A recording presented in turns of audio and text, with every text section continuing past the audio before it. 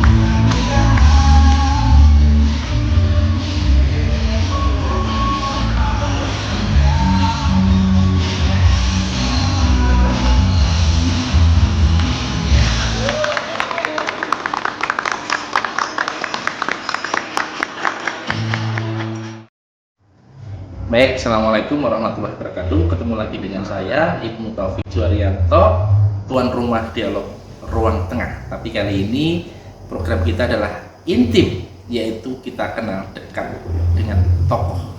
Dan hari ini saya nebeng di Lanal Babel, kebetulan bertemu dengan Pak dan Lanal Babel, Bapak Kolonel Pelaut Fajar Hernawan. Selamat siang Bapak. Assalamualaikum. Waalaikumsalam. Baik, sebelumnya Pak selamat ulang tahun yang ke-76 untuk Angkatan Laut. Jelas Pak Jaya Mahe. Justru di laut kita jaya. Terima kasih. Kami mewakili seluruh prajurit Lanal Bangka Belitung mengucapkan terima kasih atas dukungannya, atas perhatian dan doanya pada depannya. Baik Pak, kami boleh ganggu di sela-sela kesibukan Pak Fajar ya? Boleh. Pak, ini terkait refleksi 76 tahun Ya. Angkatan Laut Pak. Ini kan menjadi TNI yang matra TNI yang menjadi garis terdepan di perbatasan. Tapi kita ngomong simpel di Babel aja Pak. Oke.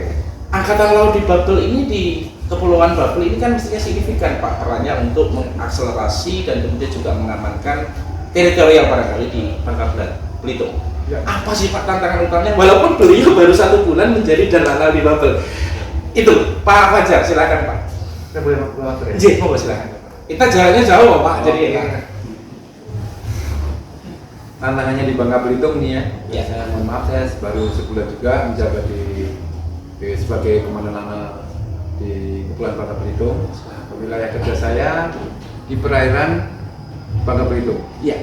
Lumayan signifikan luas juga. Di sebelah barat berbatasan dengan wilayah kerjanya Lanal Palembang, kemudian sebelah utara berbatasan dengan wilayah kerja Lanal Dabu Singgep, Kepri, kemudian sebelah timur berbatasan dengan wilayah kerjanya Lantamal 12 Pontianak. Kalau lihat dari sebaran luasnya perairan Lanal itu sangat luas sekali. Luas sekali. Belum lagi tantangannya di Bangka Belitung itu kan ada dermaga maupun pelabuhan yang tidak resmi gitu. Iya, itu Mas ya. Kemudian juga khususnya di perairan Bangka ini ada yang signifikan, yang penting itu kan ada beberapa galian-galian tambang, khususnya galian tambang timah. Kita bagaimana kita harus bisa menjaga keselamatan, menjaga kondusivitas di wilayah, gitu. Pak, ini ya, kalau kita mengingat Angkatan Laut harus mengcover banyak pulau, banyak dermaga, dan dermaganya banyak yang tidak resmi Pak. keluar masuk barang di situ, utamanya penyelundupan barangkali ya yang kita antisipasi semua narkoba. Kiatnya apa sih Pak? Apakah Angkatan Laut sendiri kemudian bertanggung jawab atau harus bersinergi dengan teman-teman yang lain Pak? Tentunya kalau kita sendiri kita tidak akan mampu. Personilnya berapa Pak? Mohon maaf kalau Personil sekarang realnya adalah 169 militer ya. saya boleh bilang sedikit ya Pak. Sedikit. Dengan wilayah yang semi luas sedikit. Itu pun juga dari DSP itu masih sekitar 55%. Oh, harusnya 285. 285. Batas minimal yang menjadi bukan ketentuan ya, tapi estimasinya dengan tantangan seperti itu 285 kira-kira. Memang sesuai dengan capnya itu, DSP-nya itu personal 285. Oh, dan kenyataannya baru 169. Mungkin 55% lah baru terisi. siap. Pak, Ya, sinergi dengan teman-teman Ya. yang lain gimana Pak? Ini kan nggak mungkin kalau harus mengamankan. iya. Kebetulan sinergi khususnya di laut sangat erat ya dengan dalam hal ini dengan Polda Kepulauan Riau, dalam hal menjaga laut ini dengan apa namanya Satpol Airut, Polda Babel. Ya.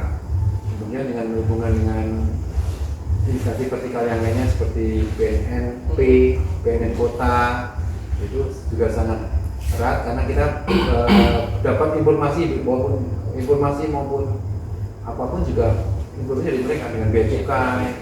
Utamanya kalau itu perbatasan di antara Palembang sama Betul. itu ya Pak, dia tahu ya. Berbagai kali kasus penangkapan maupun apa namanya ini narkoba itu kan bekerjasama dengan ini Mereka BNNP. betul. Terakhir nangkepin agak besar yang Betul. kemarin itu ya. Siap. Oke, Pak. Kemudian ketika Babel Pak, khusus di dermaga yang tidak ada personelnya, dermaga yang memang bukan dermaga resmi, itu tetap menjadi pantauan atau tercover setiap saat dalam floating tertentu, cover oleh Angkatan Laut juga. Di sini kita di Lanal Babel kan ada patroli dengan menggunakan sarana kapal patroli ya Mas. Kemudian juga Lanal Babel punya pos posal maupun posmat di titik-titik atau daerah-daerah yang kita anggap rawan. Jadi walaupun posnya tidak mengcover secara keseluruhan, tapi kita mobile untuk mengumpulkan informasi, full data, kemudian apa-apa saja yang kira-kira menjadi gangguan di sekitar posnya. Walaupun tidak 100% tercover, kita minimal tahu atau memonitor kerja tiap pos maupun pos. Bagaimana cara memantau pergerakan kapal internasional yang melintasi di APLI 1 yang ada di Babel ini juga? Tentunya kita bekerjasama dengan Puskoda dari Koarmada 1, mungkin dengan Mabsa, bahkan sampai dengan Pus Informat yang rutin memberikan informasi ke kita. Mereka memantau dengan mengecek aplikasi ICE yang dipakai oleh kapal-kapal tersebut ya. ICE adalah Automatic Identification System. Jadi setiap kapal-kapal sekarang wajib untuk mempunyai itu. Jadi dia akan transmit lewat satelit memberikan informasi tentang kapal bendera mana, cepat, lalu tujuannya dari dan kemana. Gitu. Jadi ICE itu bisa melihat ini kapal ini gerak kemana, dari mana, Ya, bisa. benderanya mana, Bisa. statusnya apa. Betul. Bisa. Jadi kalau ada pergerakan yang mencurigakan gitu kan, Oke. ini kapal benderanya cuma mondar-mandir di sini itu wajib. Apalagi kalau mematikan alat tersebut. Gitu. Oh, dan itu bisa dipantau di darat ya? Bisa. Oke, Bisa. jadi Dan itu ada ada kalau seandainya kapal tidak menghidupkan ICE itu ada dendanya juga. Oh. Contohnya ada. Jadi oke, jadi ada yang anak teknologi ya, Angkatan Laut kita sudah berakselerasi dengan teknologi. Jadi meskipun kapasitas atau jumlah personel yang boleh dibilang saya nih terbatas, tetap bisa meng-cover itu semua. Insya Allah, dan harus bisa Pak, memang dari itu tantangan yang harus kita lakukan. Baik, saya juga akan tanya Pak, peran Angkatan Laut di Babel, Lanal Babel ini terkait dengan ini COVID Pak. Ya, apa yang dilakukan selama ini Pak untuk ikut memerangi COVID-19 ini Pak? Lanal Babel dalam ini turut aktif membantu Pemprov maupun Pemda Bangka Belitung. Kita bersinergi dengan dengan instansi-instansi samping lainnya seperti Polda, Korem, Kodim, Polres yang berada di wilayah Bangka Belitung untuk mempercepat penanganan COVID-19 ini dengan kita membantu dalam melaksanakan sebuah vaksin. Pendataan, mungkin dengan membantu vaksinator, dokter gitu. Oh, punya dokter katanya? Di sini kita punya dokter satu, kemudian bintara kesehatan yang berkualifikasi mempunyai 10. Ya, artinya bukan hanya pegang senjatanya jarum suntik sekarang ya, Pak. Iya, betul. Dalam rangka COVID ini ya. COVID. Oke, jadi ada peran nyata bukan angkatan laut, kemudian teman-teman TNI yang lain juga sekarang ini tidak hanya identik dengan senjata yang sangat, tapi sekarang pakainya jarum suntik untuk memerangi virus. Percepatan Vaksinasi. Siap. Baik, nah saya mau cerita ini, Pak Fajar ini ternyata adalah seorang lama berkarir di kapal. Ya. Pak boleh cerita ya Pak ya? Ya. Bagaimana pengalaman di kapal? Tadi sebelum kita take video ini juga bercerita bagaimana ketika teman-teman angkatan laut itu harus bersinggungan dengan kapal-kapal negara tetangga. Ya. Pak, susahnya gimana? Pengalamannya seperti apa sih Pak kalau bertugas di kapal itu Pak? Yang jelas tugas di kapal itu suatu kebanggaan lah, apalagi buat pelaut gitu kan. Siap. Percuma kalau punya pelaut tapi tidak pernah dinas di kapal perang. Oh gitu ya? Iya dong. Siap. Jadi nanti pelaut air tawar dong. Oke Pak. Ya kan, kita mengawal laut punya negara. Oke. Yang tugas-tugasnya jelas untuk mengamankan perairan teritorial maupun perairan sampai dengan ZT di wilayah Indonesia. Khususnya saya kan bertugas banyak di wilayah barat nih. Dulu ada di wilayah Koarmada, sekarang menjadi Koarmada 1. Oke. Ya. Kalau kita ngomong angkatan laut itu Pak yang sering muncul di Facebook, di sosial media itu ketika kapal kita ini Pak sering bersinggungan barangkali dengan nelayan negara asing, Ya. atau barangkali pernah bersinggungan dengan patroli yang sama di negara asing dan kita berdebat soal ini wilayah siapa. Ya. Itu gimana Pak ceritanya kalau pas begitu? Pernah ngalamin juga? Pernah ngalamin juga khusus di. Tapi kok nggak pernah tembak-tembakan sih Pak? Jangan sampai. Bagaimanapun kita kan masih terikat dalam satu komunitas negara ASEAN. Ya, walaupun di lapangan itu terjadi ketegangan antara aparat, kita harus bisa maksimal mungkin atau bisa saling menahan diri. Jangan sampai satu kali pun meletuskan senjata. Tapi kan sering tabrak. Gini Pak. Itu kan mungkin provokasi dari Tetangga. dari kita. Kita beraturan dari undang-undang dari mengacu pada undang-undang UNCLOS maupun dari Rule of Engagement atau aturan pelibatan. Sebisa mungkin kita harus profesional dalam menjalankan tugas. Jangan sampai tugas kita malah menjadi nanti pemicu pertikaian selanjutnya. Nah, tadi Pak Fajar jangan sampai meletuskan senjata sekalipun. Iya. Kenapa Pak? Apabila sudah terjadi satu kali letusan saja itu sudah merupakan pernyataan perang kepada negara lain, gitu kan? Standing bahwasanya kita perang gitu ya. Iya, bisa. Meskipun hanya meletuskan tidak di sasaran, tapi ketika mereka mendengar letusan itu berarti ada tanda kita perang gitu ya. Iya, betul. Itu. Nah, yang perlu saya catat di sini adalah berarti nahkoda atau kapten kapal patroli itu punya kematangan emosi yang luar biasa dituntut seperti itu. Karena siapapun yang di situ, kaptennya, pangkatnya apapun, dia mewakili negara berkomunikasi dengan negara lain. Betul sekali. Iya betul. Kalau saya nggak bisa, Pak. Saya tembak pasti Pak. Iya Nah, bisa. gimana Pak itu syarat ataupun kriteria untuk bisa menjadi kapten kapal patroli Pak? Salah menjadi kapal patroli itu kan tentunya sebelum jadi komandan mereka berdinasnya di kapal juga. Iya. Pasti pengalaman yang mereka temukan saat di lapangan itu kan akan pasti menjadi keputusan. Selain sebelum jadi komandan juga ada uji kompetensi untuk layak tidak menjadi komandan KRI. Beberapa uji kompetensi juga banyak ujiannya juga banyak.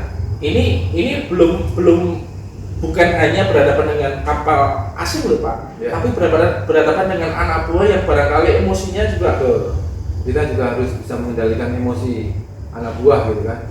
Pengennya emosi mereka begitu kalau ada kejadian kan selalu pengen melawan, pengen bertindak. Iya pasti lah Pak. Yang nonton YouTube Iya. aja emosi Pak. Tapi kita kan harus bisa. Contohnya kan kemarin ada beberapa contoh KRI yang bersinggungan dengan Ya. kapalnya Vietnam kalau nggak salah. Heeh. Tapi kan di situ tidak sampai meletuskan senjata kan, hanya paling ya itu masih bisa masih dibenarkan lah, maksudnya hanya apa istilahnya tindakan-tindakan perlawanan. Pokoknya kalau misalnya gini, saya sebagai mewakili masyarakat yang tidak tahu ini Pak, biar paham. Kalau sampai kapal ini hentak-hentakan ini tidak ada masalah ya Pak? Kuat-kuatan aja ya? Kuat-kuatan aja. Pokoknya jangan sampai saya dengan meletuskan senjata. Kalau meletuskan senjata itu Udah bisa merupakan bisa ini pernyataan perang, kan rawan. Ya kan? berat tuh Pak jadi angkatan laut. Ya berarti ya itu memang tugas sehari-hari. Ya kita dengan bertugas mengamankan perairan khususnya di perbatasan. Apa namanya di perairan Natuna kan menjadi salah satu hotspot ya, karena ada beberapa kepentingan gitu kan dari. Oke. Ada hubungannya nggak Pak dengan tagline Angkatan Laut atau ide spesifikasi dari Angkatan Laut yang dikenal sangat disiplin? Apakah itu karena mereka sering bersinggungan dengan negara tetangga hingga disiplinnya sangat kuat? Angkatan Laut terkenal paling disiplin, paling rapi, bahkan pakaiannya pun putih. Bukan tagline ya, kita kita punya semboyan itu Risilan TNI Angkatan Laut yang pertama adalah disiplin, kemudian kedua hierarki, yang ketiga adalah kehormatan militer. Kalau saya pelajari ketiga poin-poin tadi itu saling berhubungan. Yang pertama, sebelum ada pun konflik dari dulu memang Angkatan BTN-nya memang disiplin itu tadi. Itu pun ditempatkan paling atas gitu. Walaupun kita militer semuanya militer, tapi masih menurut saya kata disiplin itu memang benar-benar kita harus disiplin apapun, disiplin waktu, disiplin kerja, karena kita bekerja mengawakin alut, personel yang mengawin alut kan, mengawin kapal perang, pesawat udara, helikopter dan lain-lain. Disiplin adalah kunci pertama untuk kita. Kalau tidak disiplin intinya bisa apa ya? Bisa celaka lah kalau tidak disiplin. Iya. Itu. Ya itulah ya, makanya karena seorang kapten kapal itu yang memegang komandan pada anak buah. Makanya terkait dengan kedisiplinan itulah yang ditanamkan di Angkatan Laut. Bahkan nih, mohon maaf, ini boleh dipotong kalau Bapak nggak berkenan. Hierarki kepemimpinan di Angkatan Laut dalam kapal itu sangat-sangat saklek. Itu juga memberikan habit kepada organisasi Angkatan Laut bahwasanya patuh kepada atasan itu. Itu juga karena nahkoda ataupun kapten kapal itu memegang komando penuh dan mewakili negara. Apapun pangkatnya. Mayor pun harus mayor, letkol, kolonel, betul. Jadi letusan perang itu tidak harus dinyatakan oleh presiden atau oleh panglima TNI. Mayor ini kalau salah bersikap kan efeknya panjang. Nanti negara kan berurusan lebih ini. Nah, repot ya Pak, panjang gitu ya. Itulah maka kalau kita jalan bareng dengan teman-teman Angkatan Laut, utamanya kalau sedang pakai PDH 1, hati-hati jangan PDU 1. PDU 1. Hati-hati. Kenapa? Kita bisa kena ini licin bajunya. Harus begitu ya Pak? Memang tampilan Angkatan Laut harus disiplin gitu ya Pak ya? Iya, harus rapi, bersih gitu. Kapal KRI itu juga harus, walaupun di laut harus selalu bersih, rapi. Sekali nanti lihat KRI kalau sadar. Oh siap. Gitu kan? Baik. Kalau lihat benar nggak sih yang karena saya komandannya harus kapal itu harus selalu bersih, selalu rapi, sehat ya kan. Jadi selama ini saya melihat Angkatan Laut, matra Angkatan Laut itu matra yang, mohon maaf dalam tanda petik, paling feodal. Jadi ada strata yang jelas, ada hierarki yang jelas antara pimpinan, perwira, kemudian bawah di bintara sampai di klasi. Ya, makan pun, mohon maaf dalam hal tertentu memang tidak bisa sama. Tapi saya bisa mendapatkan jawaban kali ini. Ternyata komando seorang kapten kapal karena dia merepresentasikan negara itu sangat penting. Saya bisa menyimpulkan nanti Pak Fajar barangkali mengiyakan atau memberikan penjelasan tambahan dari statement saya ini. Itu jawabannya. Jadi persepsi saya, penilaian saya sebelumnya bahwasanya Angkatan Laut feodal, kalaupun iya ada alasan yang sangat kuat karena mereka seorang mayor pun ketika dia pegang komando di kapal dia merepresentasikan negara. Betul ya Pak. Iya. Jadi tekanannya luar biasa dong Pak. Iya benar. Itu pun tidak hanya kapal perang ya. Kapal sipil pun juga sama saya. Bahkan dulu kapal sipil yang bergerak kemana-mana merupakan representasi negara. Kapal berbendera mana itu representasi negara. Bahkan sensitif ya kalau Betul, sangat sensitif. dan bagaimana seorang kapten mengendalikan anak buah itu diciptakan dari habit yang memang sudah diciptakan di mata angkatan laut. Betul sekali. Luar biasa. Jadi hari ini di Lanal Bubble inilah pemahaman saya yang dulunya agak kok angkatan laut itu sih ternyata punya jawabannya, dan mereka memang punya tanggung jawab berat untuk utamanya mengamankan tapal batas paling luar di perairan Indonesia ya. Baik, saya kira cukup Pak Fajar dan Lanal Provinsi Kepulauan Babel, Kolonel Pelaut Fajar Hirnawan. Ya. Terima kasih Pak kesempatannya. Siap, terakhir Jales Veva saya Mahe justru di laut kita. Saya terima kasih. Saya tutup acara intim kita dengan Pak Dananal. Saya berharap Pak Dananal segera mengagendakan kunjungan balasan ke Pak Kapos. Pasti. Siap. Terima kasih. Assalamualaikum warahmatullahi wabarakatuh. Sehat untuk saya, sehat untuk Babel, sehat untuk Indonesia. Terima kasih.